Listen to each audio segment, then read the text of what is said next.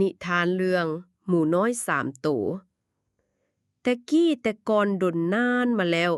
มีหมูน้อย3ตัวอาศัยอยู่กับแม่ในหมู่บ้านแห่งหนึ่งอยู่ต่อมามื้อหนึ่งแม่หมูเริ่มจะเลี้ยงลูกบ่ไหวแม่เลยบอกลูกหมู3ตัวว่าลูกเอ้ยแม่บ่มีอาหารให้พวกเจ้ากินแล้วบาดนี้ฮอดเวลาแล้วที่พวกเจ้าต้องออกไปซอกอยู่หากินเองลูกหมูทั้ง3ก็ได้พากันย้ายออกจากแม่แล้วไปปลูกบ้านอยู่เองลูกหมูตัวที่1แต่ละมื้อมีแต่เที่ยวลิ่นลาวขี้คร้านมักง่ายลาวเลยปลูกสร้างบ้านด้วยหญ้าลูกหมูตัวที่2ดุมันขึ้นมาหน่อยหนึ่งแต่ก็ถูกลูกหมูตัวที่1ซ้วนไปลิ่นอยู่เรื่อยบ้านลาวเลยปลูกสร้างด้วยไม้ทั้งสองสร้างบ้านไวแต่บ่หนาแน่นลูกหมูตัวที่3มีความดุมันอดทนฮู้แบ่งเวลาเฮ็ดเวียกและเวลาลิ่นถ้าหมูสวนไปลิ่นก็ต้องเฮ็ดเวียกอยู่บ้านให้แล้วก่อนส่วนบ้านของลาวแม่นปลูกสร้างด้วยดินจีบ้านของลาวใช้เวลาสร้างโดนกว่าหมู่แต่มันหนาแน่นและปลอดภัยหมู่ทั้ง3อาศัยอยู่บ้านใกล้กันเช้ามื้อหนึ่งมีหมาป่าซัวห้ายตัวหนึ่งมันได้มาเลาะหาอาหารอยู่เขตเฮือนหมูทั้ง3มันหิวและอยากกินหมูน้อยดังกล่าวมันเห็นบ้านหญ้าของลูกหมูตัวที่1และได้กินลูกหมูอยู่ทางในมันอยากเข้าไปมันได้เคาะประตูและกล่าวว่าลูกหมูเอ้ยลูกหมูเอ้ยให้ค่อยเข้าบ้านเจ้าเด้อแต่ลูกหมูเห็นว่าแม่นหมาป่ามีมือใหญ่ยาวลูกหมูได้ห้องตอบไปว่าบ่ค่อยบ่ให้เจ้าเข้ามาเด็ดขาดและหมาป่ามันก็ยิงแขวอ้าปากและกล่าวว่าคันซั่น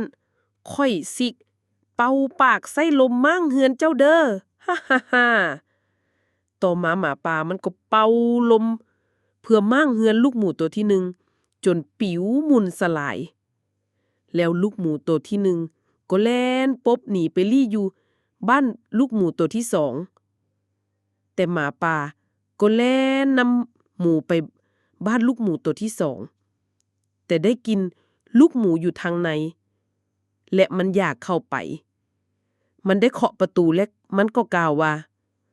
ลูกหมูเอ้ยลูกหมูเอ้ยให้ค่อยเข้าบ้านเจ้าเด้อแต่ลูกหมูเห็นว่าแม่นหมาป่ามีหูใหญ่ยาวลูกหมูได้ห้องตอบไปว่าบ่ค่อยบ่ให้เจ้าเข้ามาเด็ดขาด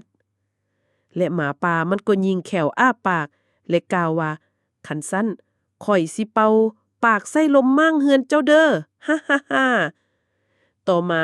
หมาป่ามันก็เป่าลมเพื่อมั่งเฮือนลูกหมูตัวที่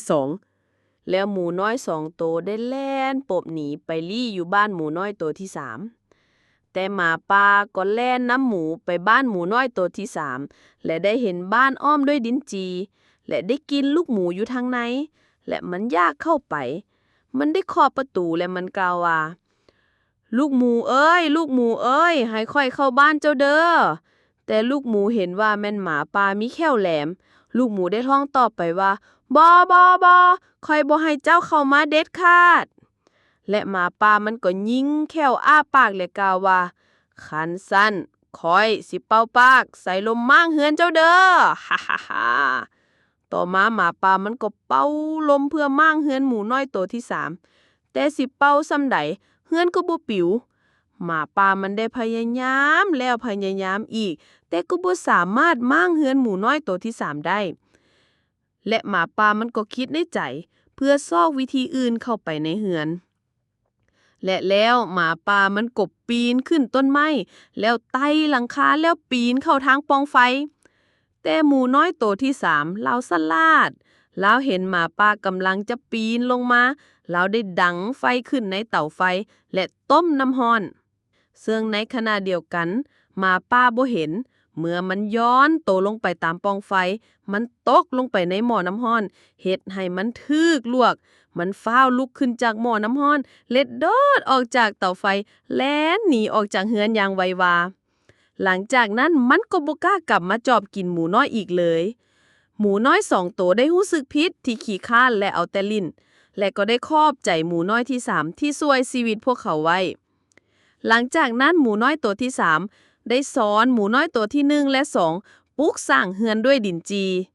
สุดท้ายพวกเขาทั้ง3ก็อาศัยอยู่ในบ้านดินจีอย่างมีความสุขขอบใจที่รับสั่งขอให้หลานน้อยทุกคนมีความม่วนซื่นกับการฟังนิทานจากซ่องของพวกเขา Tell a story เล่าเรื่อง